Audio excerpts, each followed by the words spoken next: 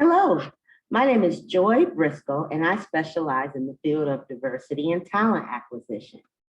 Today, I'm going to share three approaches with you as it pertains to DEI, diversity, equity, and inclusion, and recruiting, retaining, and engaging volunteers.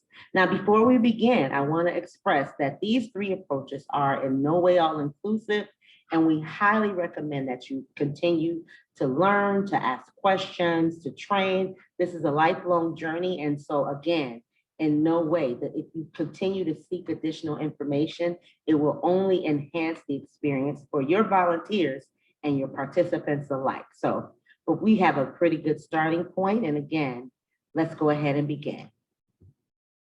Tip number one, you can't recruit where you don't go. And so this seems like something that would be pretty easy to understand. However, oftentimes people feel or organizations feel that although they're putting out marketing materials, maybe they posted some information on social media, that should be enough. And why aren't we garnering the response or the participants or the engagement level we would like to see? And so I'm here to say that people need to see you as a part of the community, and that even includes when it talks to volunteers. It goes so much further if people are invested in what your message looks like, because then they feel like they're a part of that. And so to do that, you have to go where you're trying to recruit volunteers. I'll give you an example. I once worked with a church organization that had started a teen program for BIPOC youth, and BIPOC meaning Black, Indigenous, or persons of color. And so they felt as if they were trying to recruit these youth and they weren't having responses. And so the assumption was these kids just must not be interested in our program. So I did a little digging and I asked them, well, where exactly are you recruiting for these kids at? And I was told in a printed church bulletin. Now, I'm a mom and I work a lot of times in schools and other organizations. And right now, kids aren't doing a lot of paper reading as a whole. Some kids still do. And so when you think about that, you have to think about if we're trying to recruit kids, youth, and students to our programming, we need to go where they are so they see us. And we have to think outside of our norm and our box of networks and communication, but to connect with young people. And that often takes us having those conversations, but we don't want to assume because we haven't recruited the talent that's out there, because we haven't recruited volunteers, that means that certain people are not engaged or they don't want to have anything to do with it. It just means that we need to find a different approach. And so that's approach number one. And again, you just, when it comes to connecting with different groups, you definitely want to think about where are the individuals we're trying to connect to? What could I be doing from my lens or my perspective that isn't allowing me to connect with young people? And how is there a way that I can potentially engage more individuals? Do I need to go talk to someone? Is it even for my role to discern that, right? Or should I consult with somebody else who has more reach? And that brings us to approach number two. Build strong community relationships. I get it. In our organizations, particularly in nonprofit sector, public sector, we are busy doing the work and we are so passionate about the work. And typically that's why you're involved, is because this is what you want to do, right? However, your work can go so much further if we just make sure we have strong community relationships and we are not working in silos. So for example, in the organization you're working for right now, there are groups that are doing amazing work with young people or other organizations around you. So if organization A is actually hosting parental night, right? Wouldn't it be wonderful for JA to partner with organization A, and so it becomes JA and organization A's, or organization A and JA's parental night, right? And so that way we're working together. We have to understand in this area, the more we can collaborate, the further our resources can go. And the second thing that happens, and I won't even really say second because it's probably one of the primary reasons that you would want to build strong community relationships.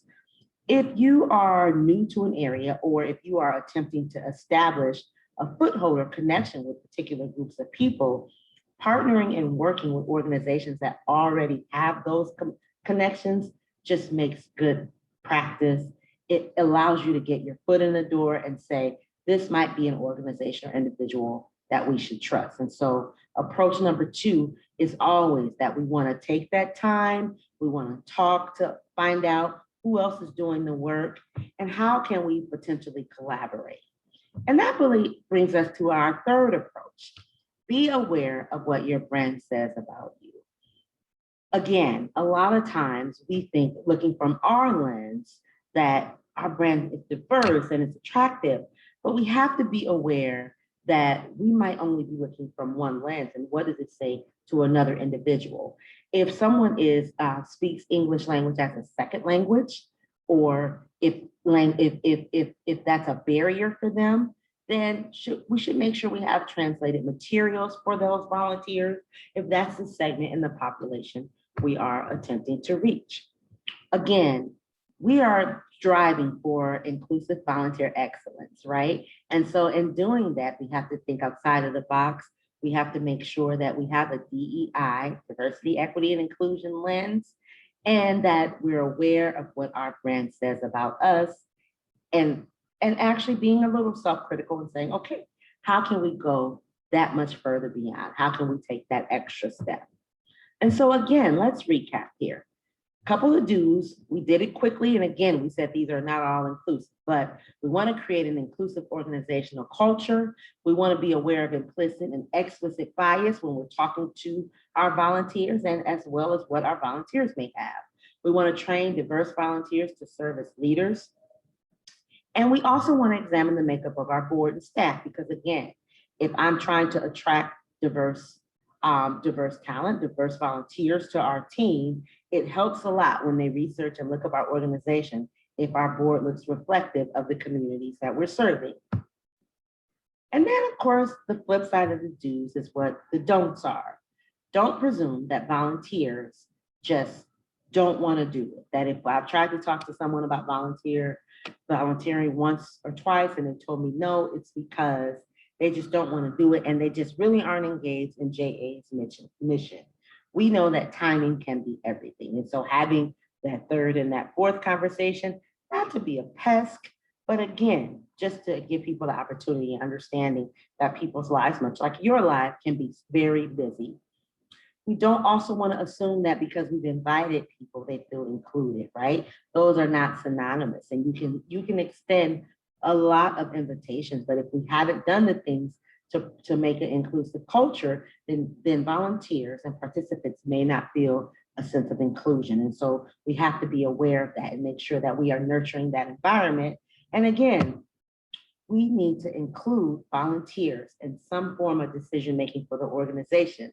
That's one of those things that is an oldie but goldie, right? The individuals that we are serving as our participants, they have great insight on what we should be doing and how we should be driving things forward in our organization. And so we definitely want to remember that.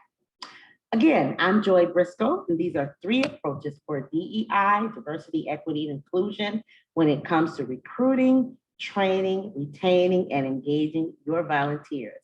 Please feel free to reach out if you have any additional questions. Have a great day.